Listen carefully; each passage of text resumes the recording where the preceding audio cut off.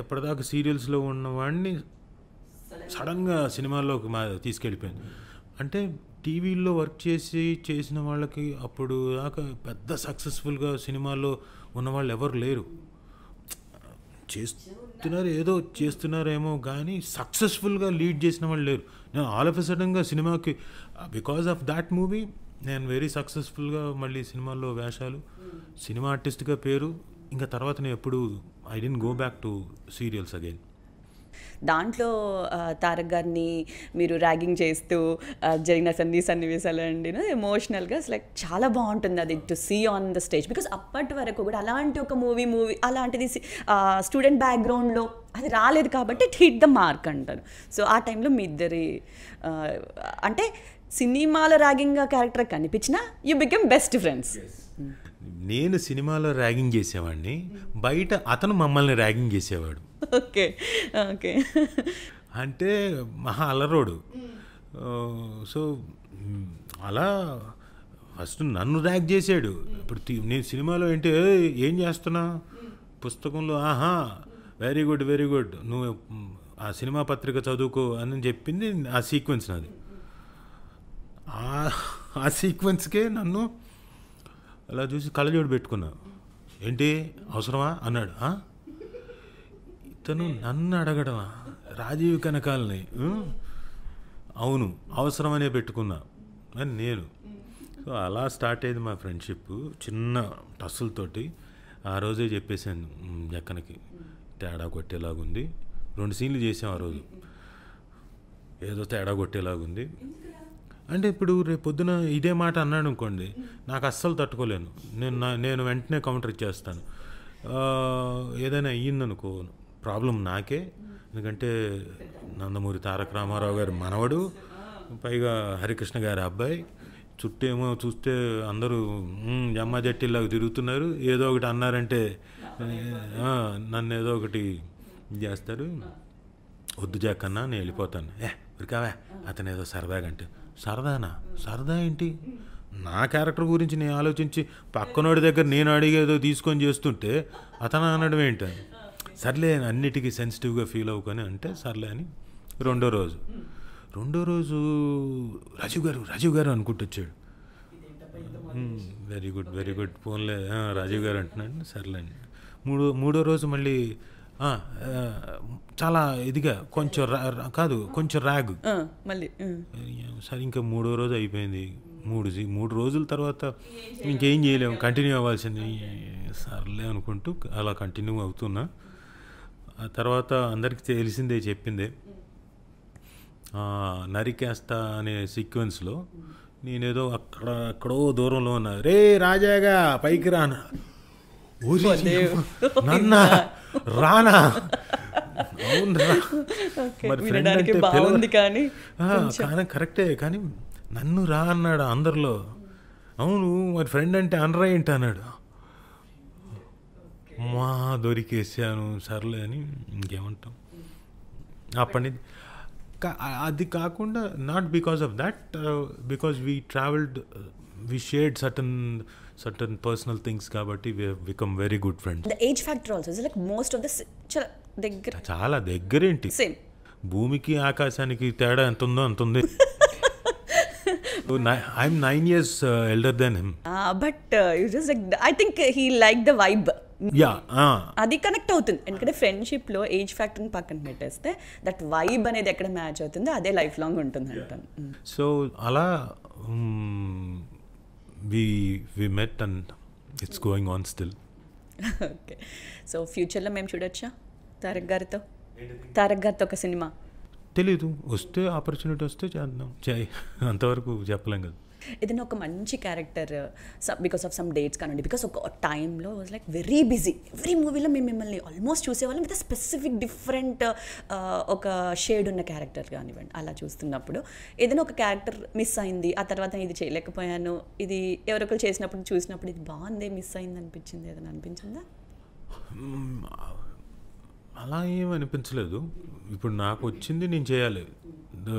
I have to do it, I have to deliver it to the maximum core. అంటే 100% to 150% చేయాలి. అలా నాకు వచ్చిందంతా నేను బాగా చేసుకుంటూ వెళ్ళాను.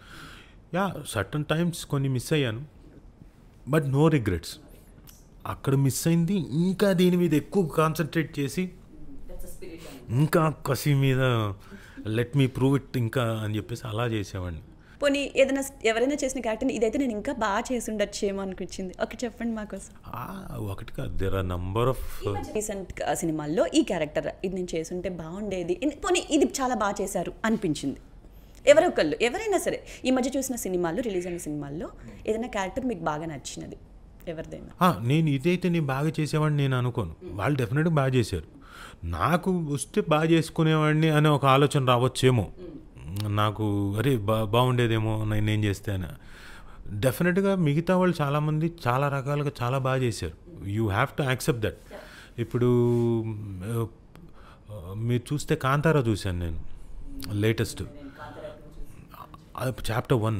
ఓడి అమ్మ ఇతని పర్ఫార్మెన్స్ ఏంటరా బాబు, ఈ రిషబ్ శెట్టి ఏం చేస్తున్నాడు నా నాయన, అసలు సూపర్. అంటే గూస్ బంప్స్ రావడం, ఆ రేంజ్, ఆ వైల్డ్ నేచర్ పర్ఫార్మెన్స్ అవన్నీ చేయడం, చూపించడం అద్భుతంగా చేశాడు. సరే ఇతను ఒక పక్కనైతే కాంట్రాస్ట్గా ఇంకో పక్కన రాజు క్యారెక్టర్ వేసిన ఆయన తమిళ యాక్టర్ అంటే కానీ ఐ డోంట్ నో వెదర్ తమిళ్లో, హీఈస్ అ కన్నడ యాక్టర్. నేను కన్నడలో చూశాను సినిమా మొత్తం, ఎంత అద్భుతంగా పర్ఫామ్ చేశాడు. నీ యాటిట్యూడు, మధ్యలో పాటలు పాడుతూ అవరే నీవు అనుకుంటే మళ్ళీ ఇతను బ్యూటిఫుల్గా పర్ఫామ్ చేశారు. నాట్ ఓన్లీ వన్ పర్సన్, అందులో చాలామంది. ఆ అమ్మాయి ఎవరు ending through out the movie ఉన్నారు, లైక్ ఎన్ని షేడ్స్ చూపించారు అసలు, అద్భుతంగా చేసింది, పర్ఫామ్ చేసింది. చాలామంది అందులో చాలా బాగా చేశారు. ఈవెన్ ఆ కామిక్ క్యారెక్టర్స్ పక్కన ఉంటాయి, ఫాదర్ అండ్ సన్ బ్యూటిఫుల్గా పర్ఫామ్ చేశారు. అండ్ అలా చాలామంది చాలా బాగా పర్ఫామ్ చేశారు. ఇప్పుడు ఇక వస్తే మన దానికి వస్తే, మన దాంట్లో లిటిల్ హార్ట్స్లో కాంచీ గారు చించి అవతల పడేశాడు చిన్న ఎక్స్ప్రెషన్ తోటి. ఆయన అసలు అవును సింపుల్గా ఆయన ఉన్నవాడు ఒరే అఖిల్ అన్నా కానీ నేను థియేటర్లో యూజువల్గా మహా అంటే స్మైల్ వరకు ఉంటుంది, నవ్వుతాను ఎప్పుడైనా అందరితో కలిసి బాగా గట్టిగా నవ్వు. అలాంటిది నేను స్మైల్ వరకే మామూలుగా ఉన్నప్పుడు ఇది పగలబడి నవ్వాను. అట్లా అన్ని ఆస్పెక్ట్లు కాంచి గారి పర్ఫార్మెన్స్ ఈ మధ్యన అద్భుతంగా. మర్యాద రామన్న గారిలో కూడా ఒక చిన్న క్యారెక్టర్ ఉండింది ట్రైన్లో, సేమ్ ఇలాంటి వైబే, బట్ ఉన్న చిన్న క్యారెక్టర్ త్రూ అవుట్ నవ్విచ్చేసారు అసలు. ఉన్న 2 minutes or 3 minutes the train scene and amazing performer. ఇది ఇంకా ఇంకొక నెక్స్ట్ లెవెల్కి తీసుకెళ్ళిపోయింది ఆయన్ని. అట్లాగే ఈ మధ్య నేను చూసిన సినిమాల్లో అంటే మన సినిమాలు తెలుగు సినిమాల్లోకి వస్తే ఓటీటీ సిరీస్ల గురించి మాట్లాడుకుందాం. ఇప్పుడు ఓటీటీ ట్రెండ్ వచ్చేసింది కదా సార్, సినిమాల్ని థియేటర్కి వెళ్ళి చూడడం చాలా తక్కువ అయిపోయింది. అలా ఏం లేదు, భలేవారు ఇప్పుడు తెగ చూస్తున్నారు. కొన్ని సినిమాల వరకు అంటే మీరు విజువల్ ఎఫెక్ట్స్, విఎఫ్ఎక్స్ ఎఫెక్ట్స్ ఏదో చూపించి కొంచెం బాగా అడ్వర్టైజ్మెంట్ చేసి, అంటే చూడండి కొన్ని సినిమాలు ఇప్పుడు మీకు ఎలా అయిపోయిందంటే శ్రావణి గారు, మీరు తీసుకున్న ప్రోడక్ట్ని, తీసిన ప్రాజెక్ట్ని మీరు పబ్లిసైజ్ చేసుకోకపోతే రారు. మీరు దాన్ని ఎలా పబ్లిసైజ్ చేసుకుంటారో, ఏ రేంజ్లో చేసుకుంటారో అది మీ చేతుల్లో ఉంది.